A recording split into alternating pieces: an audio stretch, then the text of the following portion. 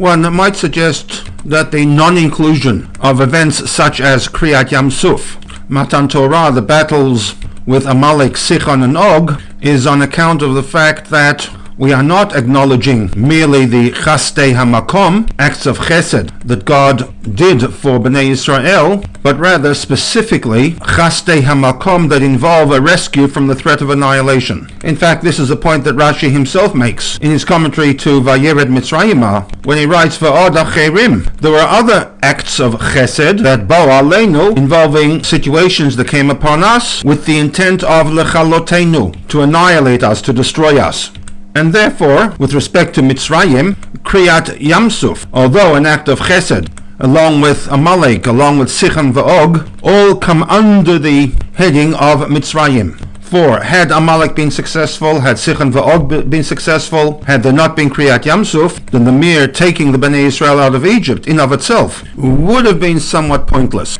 And therefore, in the declaration, in mentioning Mitzrayim, we by extension include Kriyat Yamsuf and the Chastei Hashem in providing the man and the water supply. This would be in contrast to the agenda of the Dayenu. The agenda of Dayenu is not limited to those areas in which Bnei Israel were subject to a possible annihilation. As we see in the opening words of the Dayenu, Kama Ma'ilot Tovot. There are many wonderful acts, the Makom Aleinu, in which God did for us subsequent to the departure from Egypt. Similarly, with respect to the situation with Lavan, there was the possibility of Lavan wiping out the entire family, Yaakov,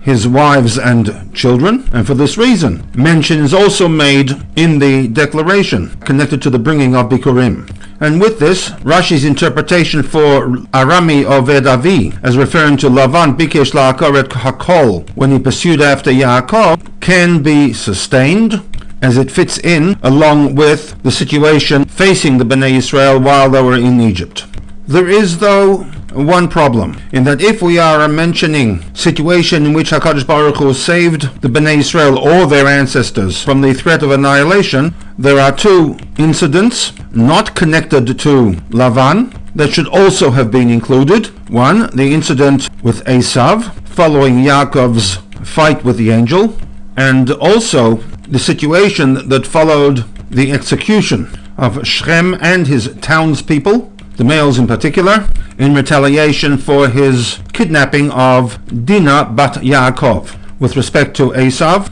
we clearly see that Yaakov faced annihilation when he prays to God, Hatzileni na miyad achi miyad Esav, please, O God, save me from my brother Esav, ki yarei anochi oto, I am in absolute fear from him, pen yavo, lest he come upon us, v'ikani em al habanim, and destroy everybody, obviously men, but also the mothers with their children. Similarly, when Yaakov hears of the mass killing that took place in the city of Shechem, he once again was thrown into a state of fear, as he tells his children, Va'ani metei mispar, I am few in number, v'nei esfu alai, the surrounding Canaanite warlords will come together, v'hikuni, attack me, and v'nishmadati ani ubeiti, I and my entire household will be annihilated. He then has a vision from HaKadosh Baruch Hu, who informs him to leave Shechem and travel south to Beersheba. We are told that he does travel, and that Vayehi Chitat Elokim, the fear of God, rested al He'arim asher sevivoteihem, over the cities, or at least the residents of the cities that were in the vicinity, in and around Shechem.